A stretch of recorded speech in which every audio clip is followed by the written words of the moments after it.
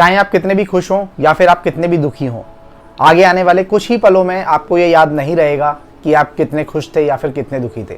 हमारी भावनाएं और हमारे भाव क्षणिक होते हैं, लेकिन हम उन्हें स्थायी मानने की गलती कर बैठते हैं। ज़्यादातर खेल मैदान में नहीं खेले जाते, ज़्यादातर जो खेल हैं वो मस्तिष्क में खेले जाते हैं। सर्वश्रेष्ठ खिलाड़ियों के पास कोच होते हैं जो उनके दिमाग को प्रशिक्षित करते हैं। करोड़ों दर्शकों के सामने खेलना, मीडिया के प्रेशर के बाद भी अच्छा प्रदर्शन करना कोई आम बात नहीं है, और मैच हारने की स्थिति में भी एक सर्वश्रेष्ठ प्रदर्शन करना इतना आसान नहीं होता। दोस्तों, खेल सिर्फ शारीरिक नहीं होता, क्योंकि शारीरिक रूप से तो कोई भी दृढ़ हो सकता है। ज्यादातर खेल मानसिक होता है, जिसे आपके सिवाय और कोई नहीं देख सकता।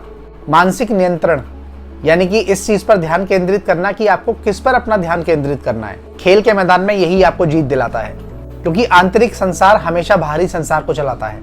आपका अहम ही सीखने की राह में सबसे बड़ा अवरोधक है, क्योंकि आपका अहम अपने से छोटे उम्र के लोगों से पूछने से आपको रोकता है, क्योंकि वो आपका अहम ही है जो आपको कहता है कि मुझे हर चीज पता होनी चाहिए, मैं इतना नादान कैसे हो सकता हूँ, मैं उनसे पूछे बिना ये काम क्यों नहीं कर सकता। दोस्तों, अहम एक बुलबुला है जिसे फोड़कर उसकी सच्चाई जानने की बजाय हम उसकी रक्षा करने में ही अपनी आधी जिंदगी बर्बाद कर देते हैं। क्योंकि आप जो नहीं जानते वह जानना ही शक्ति है, और आप जो नहीं जानते उसे जानकर उसके बारे में सीखना महाशक्ति है।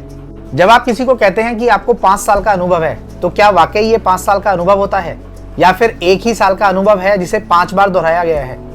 एक ही चीज को बार बार करना कोई अनुभव नहीं होता, क्योंकि कोई भी एक चीज को बार बार करने से, आप सालों साल करने से अनुभवी नहीं बनते हैं। आपको अनुभवी बनने के लिए अलग अलग चीजों को करना पड़ता है, और उसके अलावा आपको आरामदेह दायरे से बाहर भी निकलना पड़ता है। जिज्ञासु बनना, अपनी उपलब्धियों से कभी संतुष्ट होकर नहीं बैठना, अपने ज्ञान का विस्तार करना, यही अनुभव का सार है। किसी भी आरामदेह सांचे में ढलकर जीना अनुभव नहीं है, यह तो अनुभव नहीं करने का चुनाव है। आपको जिस एकमात्र सांचे से बाहर निकलना चाहिए वह यह सीखना है कि आप आरामदेह ढांचे से किस तरीके से बाहर निकल सकते हैं। जो आरामदेह लगता है वह आगे चलकर आपका जीवन बहुत ज्यादा मुश्किल बनाएगा। आरामदेह कभी भी ना बने। मेंटर या मार्गदर्शक चुनने की यात्रा एक ऐसी यात्रा है जो हर किसी को करनी चाहिए। अपने जीवन में किसी भी एक व्यक्ति पर अपने मार्गदर्शक बनने का बोझ ना डालें। अपनी स्थितियों के हिसाब से अपने मार्गदर्शक मेंटर चुनें। अगर आप एक दृष्टिकोण से देखें तो आपकी ज्यादा मदद वो व्यक्ति कर सकता है जिसने हाल ही में वो काम किया है जो आप अब करना चाहते हैं, तो अपना मार्गदर्शक आप उसी हिसाब से चुनें।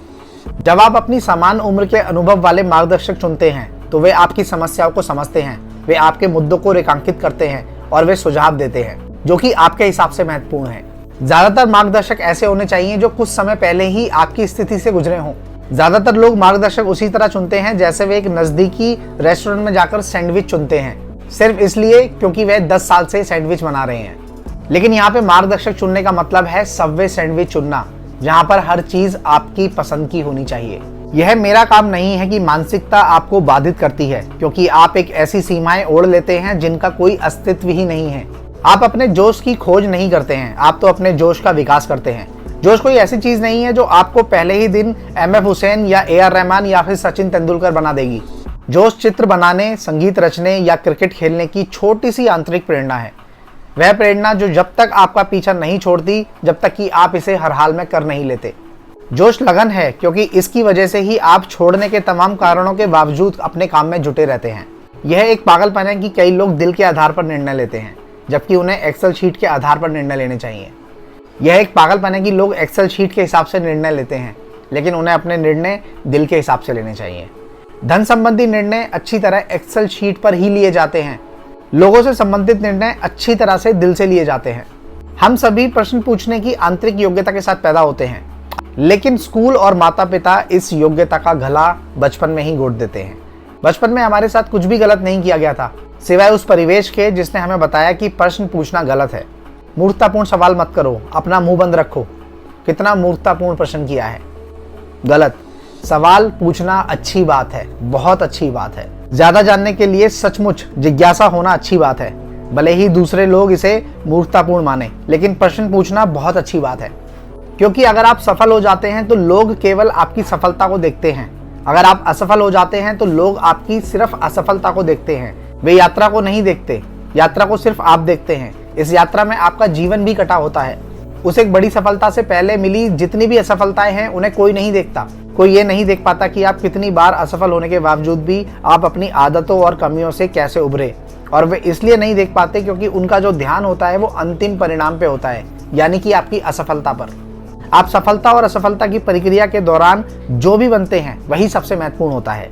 कोई दूसरा इसे नहीं देख पाता, केवल आप ही देख सकते हैं। वैसे इससे कोई फर्क नहीं पड़ता क्योंकि यह आपका सच्चा जीवन है। सफलता या असफलता सिर्फ परिणाम है। आपने जो किया, आप जो बने, सच्चे मायने में वही आपका जीवन था। सफलता और असफलता सिर्फ परिणाम थे। उस मंजिल पर पहुंचने के लिए आप जो दिल में रखते हैं वही निर्णायक होता है।